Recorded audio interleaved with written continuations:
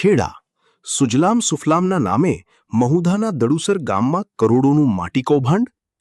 ખેડા જિલ્લાના મહુધા તાલુકાના દડુસર ગામમાં જળ સંચયના પવિત્ર અભિયાન સુજલામ સુફલામની આડમાં ખનિજ ચોરીનું મસ્ત મોટું નેટવર્ક સામે આવ્યું છે.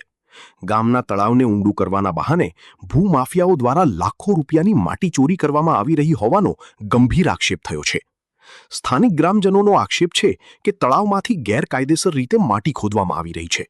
જ્યારે લોકોએ આ કામ અટકાવવાનો પ્રયાસ કર્યો ત્યારે ભૂમાફિયાઓ દ્વારા તેમને જાનથી મારી નાખવાની ધમકી આપવામાં આવી હતી.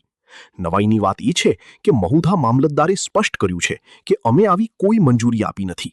તેમ છતાં તંત્રની નાક નીચે દિવસ રાત ખોદકામ ચાલુ છે. ગામ લોકોની વહારે પૂર્વ ધારાસભ્ય ઇન્દ્રજીતસિંહ આવ્યા છે. તેમણે તંત્રની નિષ્ક્રિયતા સામે લાલ આંખ કરી છે. ઇન્દ્રજીતસિંહે ગંભીર દાવો કર્યો કે તેમણે ખેડા કલેક્ટરને 3 વખત ફોન કર્યા, પરંતુ કલેક્ટરે ફોન રિસીવ કરવાની તસ્દી સુદ્ધા લીધી નથી. મામલતદાર કચેરીએ રૂબરૂ રજૂઆત કરવા છતાં અધિકારીઓ અમને કંઈ ખબર નથી કહી પલ્લું ઝાટકી રહ્યા છે. જો વહીવટી તંત્ર પાસે મંજૂરી નથી તો કોના આશીર્વાદથી આ ખનીજ ચોરી થઈ રહી છે? શું ઉચ્ચ અધિકારીઓ અને ભૂમાફિયાઓ વચ્ચે કોઈ છુપી સાંઠગાંઠ છે? ઇન્દ્રજીતસિંહ, પૂર્વ ધારાસભ્ય. સળગતા સવાલો.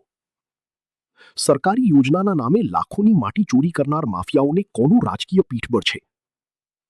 ગ્રામજનોને ધમકી મળતી હોવા છતાં પોલીસ અને વહીવટી તંત્ર કેમ મૌન છે?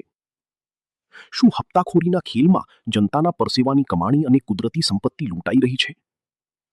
દડુસરના ગ્રામજનોમાં ભારે રોષ જોવા મળી રહ્યો છે. જો આગામી દિવસોમાં માટી ચોરી બંધ કરી જવાબદારો સામે કડક કાર્યવાહી કરવામાં નહીં આવે તો ગ્રામજનોએ ઉગ્ર આંદોલન કરવાની ચીમકી ઉચ્ચારી છે. ખેડા જિલ્લા વહીવટી તંત્ર માટે આ કૌભાંડની તપાસ હવે એક મોટો પડકાર બની ગઈ છે.